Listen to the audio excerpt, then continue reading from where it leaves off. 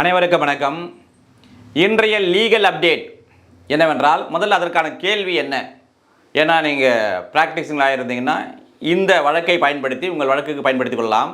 என்னவென்றால், பள்ளியிலே படிக்கின்ற ஒரு மாணவனை அந்த பள்ளியினுடைய தாளாளர், அதாவது கரஸ்பாண்டன்ட் ஆனவர் திட்டுகிறார்.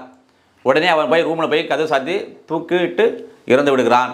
இப்போ அவர் மீது 306 வருமா என்றால், இது அவர் மீது போடக்கூடாது என்று என்ன பண்ணாங்க, அவரை அதிலிருந்து விடுதலை செய்கிறார்கள். எந்த நீதிமன்றம்? உச்ச நீதிமன்றம். அந்த வழக்கு தான் பார்க்க போகிறோம். முதல்ல ஃபேக்ட் ஆஃப் த கேஸ் என்னவென்றால், இதுதான் கரஸ்பாண்டன்ட் A2. இவன் ஸ்டூடெண்ட், கூட இருக்கிற ஸ்டூடெண்ட்டு A1. இவன் தான் டிசீஸ்டு வந்து மோகன்ராஜ், இவன் கார்த்திகேயன். எந்த ஸ்கூலில் இவர்களும் படிக்கிறார்கள் என்றால், இவரும் கரஸ்பாண்டண்டாக இருக்கிறார் சொன்னால், குறிஞ்சி மெட்ரிகுலேஷன் ஸ்கூல் நாமக்கல் டிஸ்ட்ரிக்ட் இருக்குது.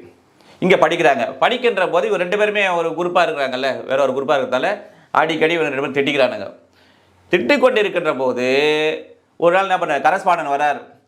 திட்டுறதை பார்த்து என்ன பண்ணார், இவரை என்ன பண்ணார், கரஸ்பாண்டன் இது மாதிரி ஒரு பள்ளியினுடைய பெயரை கெடுக்கிறையே, இப்படிலாம் பண்ணலாமான்னு சொல்லிட்டு இவரை திட்டுகிறார். திட்டியவுடன் இவன் என்ன பண்ணுறான், இவன் ஹாஸ்டலில் தங்கி படிக்கின்ற ஸ்டூடெண்ட்டு. அதனால் அந்த பள்ளியினுடைய அந்த ஹாஸ்டல் தங்கி இருக்கிற அறைக்கு போகிறான்.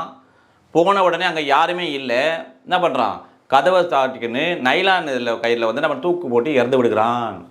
உடனே என்ன பண்ணோம் தெரியல நமக்கு. உடனே வந்து போலீஸுக்கு ஃபோன் பண்ணாங்க. போலீஸ் வந்தது. உடனே என்ன பண்ணாங்க, இவனை A1ஆகவும் கரஸ்பாண்டன்ட் A2ஆகவும் அங்கே ஹாஸ்டலில் இருந்த வார்டன் வந்து A3ஆகவும் 3 பேர் மீதும் 306 ஆஃப் IPC 1816 படி 306 இப்போ எங்கே இருக்குது, 108 BNS 2023 இருக்குது. அதன் மீது வழக்கு பதிவு செய்யப்படுகிறது. பிறகு வழக்கு செய்த பிறகு இந்த கரஸ்பாண்ட் நான் செய்கிறாருன்னு சொன்னால், நீர் என்ன பண்ணுறாரு, இந்த ட்ரையல் கோர்ட்டில் அதெல்லாம் சார்ஜ் ஷீட்லாம் ஃபைல் பண்ணுறாங்க. அது பிறகு என்ன பண்ணுறாரு, இந்த 482 ஹைகோர்ட்டில் பண்ணுறாரு. 482 226 ஆர்டிகல் கான்ஸ்டியூஷன் ஆஃப் இந்தியாவில் என்ன பண்ணுறாரு, தன்னை டிஸ்சார்ஜ் செய்யுமாறு, நான் வந்து நல்லெண்ணத்தில் தான் திட்டுறதெல்லாம் வந்து மாணவர்களுடைய நலனுக்காகன்னு அங்கே பெட்டிஷன் போடுறாரு.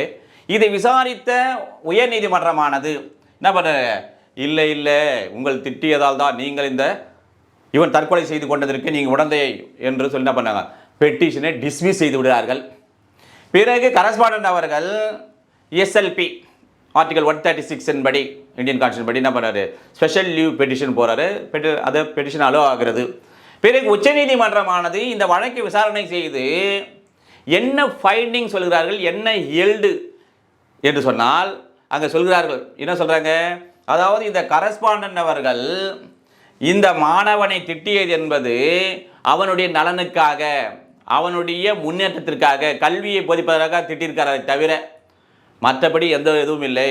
அதே மாதிரி இன்னொன்று சொல்லியிருப்பாங்க, எல்லா வழக்கையும் ஸ்ட்ரெயிட் ஜாக்கெட் ஃபார்முலாவாக பார்க்கக்கூடாது. திட்டினாரு உடனே இறந்துட்டாருன்னு சொன்னால் இவர் தான் இவருக்கு உடந்தையாய், அதாவது அந்த தற்கொலைக்கு உடந்தை என்று எல்லோற்றையும் எடுத்துக்கொள்ளக்கூடாது. அந்த வழக்கினுடைய அந்த சூழ்நிலையை, நிகழ்மைகளை நன்கு ஆராய்ந்து பார்த்து அதனை என்ன பண்ணுவோம், அந்த நிகழ்வை எடுத்துக்கொள்ள வேண்டும் சொன்னாங்க. அப்படி பார்க்கின்ற போது இந்த வழக்கிலே கரஸ்பாண்டன்ட் அந்த பையனுடைய வளர்ச்சிக்காக தான், கல்விக்காக தான் திட்டியிருக்கிறார். இன்னொன்று என்னவென்றால், அவனுடைய உயிரை மாய்த்து கொள்கின்ற அளவிற்கு அந்த திட்டானது அமைந்திருக்கும் என்றால் கண்டிப்பாக இருக்காது என்று உச்சநீதிமன்றமானது முடிவுக்கு வந்து அந்த வழக்கிலிருந்து என்ன சொன்னாங்களே, இந்த ட்ரையல் கோர்ட்டில் இருந்தது அதனுடைய FIR 306 ஆஃப் IPC 1816 அந்த வழக்கினுடைய குற்றச்சாட்டுகளை என்ன பண்ணுறது, அதிலிருந்து விடுதலை செய்து டிஸ்சார்ஜ் பெட்டிஷனை அலோ செய்தது உச்சநீதிமன்றம். இதை சொல்லுகின்ற வழக்கு எது என்று சொன்னால், Thangavel versus the state through inspector of police and another. இந்த ஸ்பெஷல் லீவ் பெட்டிஷன் பார்த்தீங்கன்னா criminal number 9099 of 2024, trial court Namakkal district ADJ.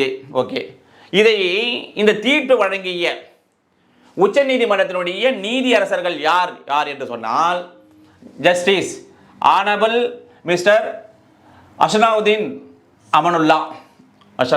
Amanullah நீதியரசர் அவர்கள். அதே மாதிரி ஆனபிள் மிஸ்டர் பிரசாந்த் குமார் மிஸ்ரா, இவர்கள் 2 நீதியரசர்களும் இந்த தீர்ப்பு வழங்கியிருக்கிறார்கள். எந்த தேதியில், டேட் ஆஃப் ஜட்ஜ்மெண்ட் என்னவென்றால் 22/5/2025 அன்று. எனவே உங்களுக்கு இது போன்ற ஏதாவது வழக்கு நடத்தினால் இந்த வழக்கை நீங்கள் பயன்படுத்திக் கொள்ளுமாறு கேட்டுக்கொண்டு அடுத்த ஒரு லீகல் அப்டேட்டில் சந்திப்போம். நன்றி, வணக்கம்.